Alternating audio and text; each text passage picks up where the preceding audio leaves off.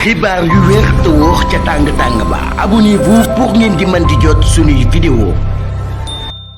jërë ngeen jëf ci topp gi ci chaîne bii di Buzz 221 HD ki fi nekkoon ministre des sports Lat Diop yoon daal dina koy teg loxo ci aéroport international bu Blaise Diagne tey jii bi 7h jotee ci ak fàttali moom mi Lat Diop moo fi nekkoon directeur bu LONASE aussi waaye lu yàggul dara ci ginnaaw moom yoon daal na koy wóolu woon ci gendarmerie bu Colobane